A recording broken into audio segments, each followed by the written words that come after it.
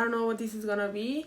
I had a few ideas for a video this week and I ended up not really feeling it.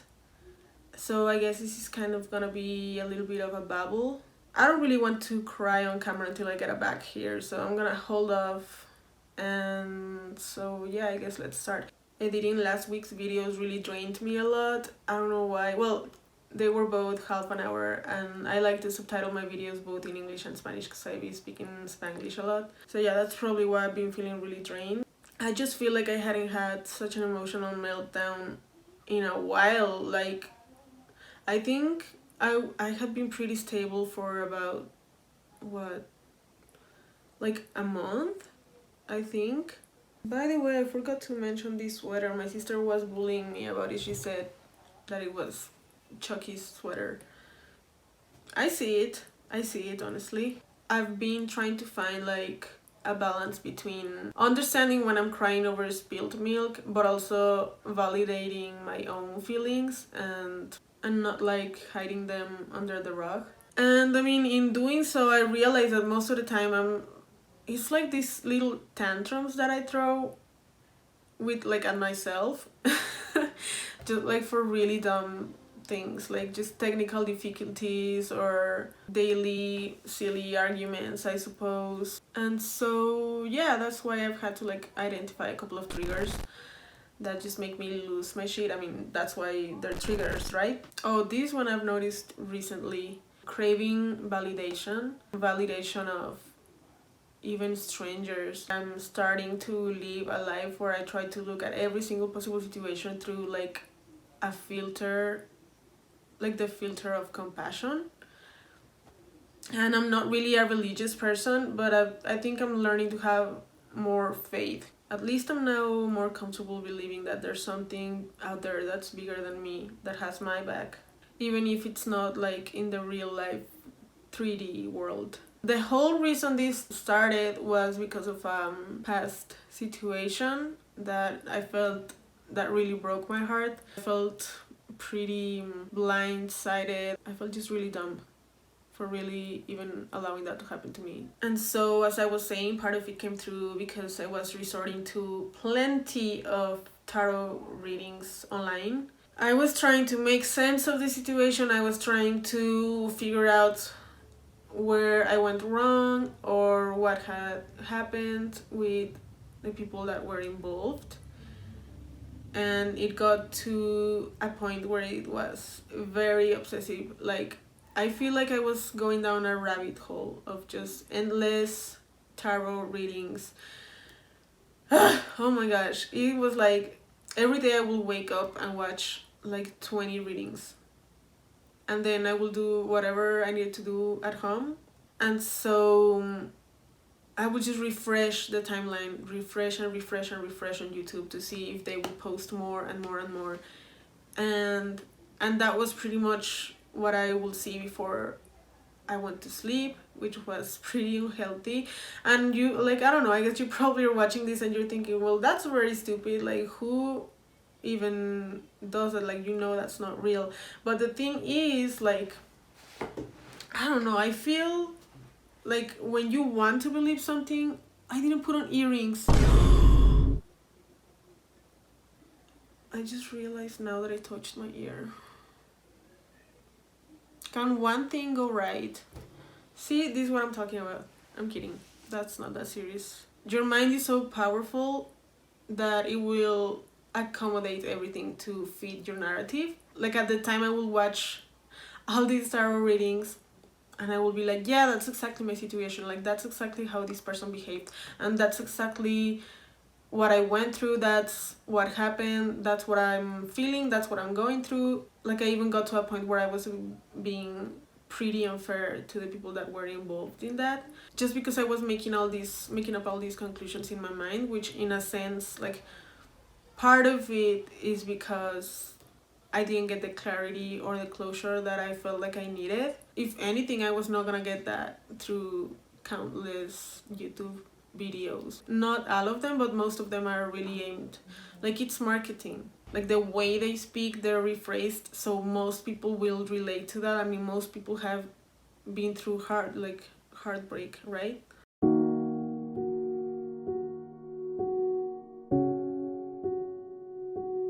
So yeah, it became a vicious cycle, and I was like losing myself in this and just not advancing at all, and it was eating at me, like just eating at me. One day, in just being lost in all of this, I discovered one particular tarot reader, and I think at the time her channel was called something like A Girl and Some Cards Tarot. I think she has recently changed it now to Tarot by Gabrielle, I think. At the time, in one of the videos that I was watching, she mentioned how, like, listen, this video is gonna be really touching down on triggers and not sugarcoating every message so it fits whatever you want to hear, which I was like really in need of, because everything that I was watching was pretty much telling me what I wanted to hear, or that I was right, or just feeding up this victim mentality. The difference in her channel, to me at least, which I really appreciate a lot, I look forward to watching her videos. She's more so about helping her audience find themselves and like enjoying or paying more attention to the journey that is life, and not really like an end all be all with someone or the goal. I'm getting like super cheesy in this video, but and I'm not saying this is for everyone. Like, find whatever makes you want to look within and work from there. Something else that I wanted to talk about in this video is leaving cynicism behind. If there's anything that I've made progress in during this journey, is just being able to say how I truly feel, like 100%, without fearing how other people are gonna perceive me. I feel like it's different. One thing is online, which is like, to a certain extent, it's a bit scary, because what if your goes viral one day and everybody hates you? But like, it's another thing to just be able to tell one of your friends or one of your family members how you're truly feeling in a situation, whether it's like positive or negative feelings, and being able to just really have open and vulnerable conversation is something that I used to be close to. I'm really proud of myself that I've learned how to do that. And then something else that I noticed was my victim mentality in many ways, and recognizing that, I think that's one of the hardest steps. And so the way I usually do that is recognizing patterns of behavior. For example, pointing fingers in a situation where I felt hurt, instead of looking at it from like a neutral point of view. Or also shutting down when I'm feeling like pressure to comply with people's requests. Or a big one for me actually is feelings of paranoia. I don't really want to delve too deep into that, I think. So yeah, cutting toxic people off and cutting self-deprecating comments off. Like, I'm trying not to engage in that anymore. Hay amistades que sí tienen fechas de caducidad, la neta.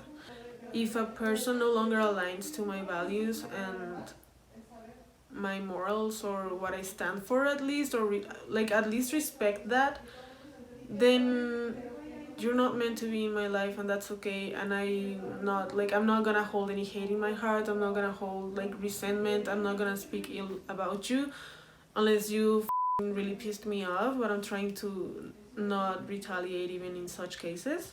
But yeah, let me tell you something. If you're in a friendship where you feel like you're being disrespected, taken for granted, patronized, gaslighted, used, the longevity of a friendship really doesn't matter when it comes to your mental health.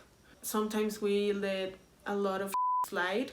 Like, I give people many chances, possibly more chances than what I even give myself. Another thing that I've learned is, as much as I sometimes hate to admit it, every single thing that I notice in people is a mirror. It's a direct reflection of myself.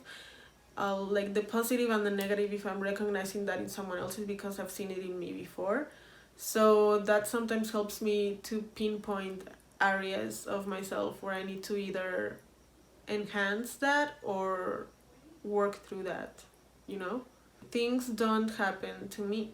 they happen for me to learn from, for me to grow from, for me to heal from even. It like specifically helps a lot with stopping the victim mentality. It really does help. Like, try it.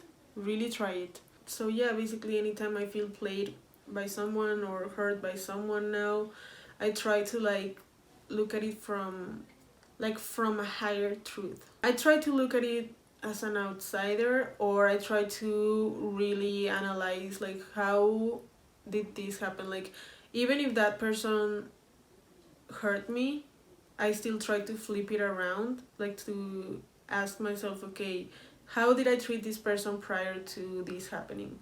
And I swear to you, it has made my life so much easier. Like, even though I get like my moments, like this whole damn week I've been tweeting so many depressing tweets.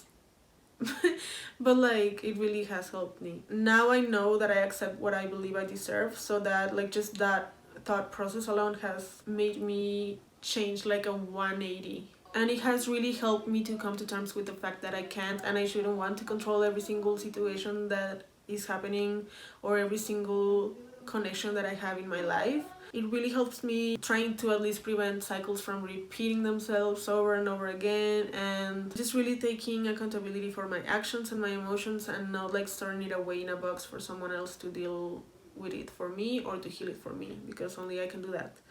And I think the last thing I wanted to touch on is just knowing when you're being a dead horse in relationships and friendships. Sometimes, as much as you want to fix things and as much as you want to do introspection and do your part, sometimes you just have to let the other person be. And I've lived it recently. Like, I feel honestly the past 6 months have brought many like intense changes when it comes to my friendships. You just have to let certain relationships run their course sometimes and release. Like, I think the way that I've been able to release is just by, I started by blaming every single other person, like just pointing fingers, like you did this and you did this and this is why that happened, because you can change, or you promised me that. Or the next thing I did was blaming myself, which led me to just this hole of emotions and I guess diving into introspection. But I don't think I was doing it correctly, because I was just blaming myself and not doing anything about it. And then the last thing that has allowed me to finally release is literally not blaming anyone. Like, things just happen the way they had to happen, and people just go, these things happen in life, man. Like, people just grow apart and they go different paths. Like, I still feel like I hold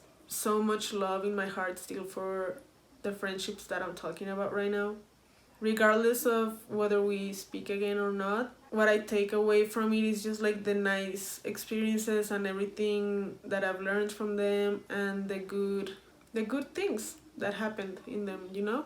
As much as I want to match their energy to see if they can actually take what they dish out, spoiler alert, they actually can't.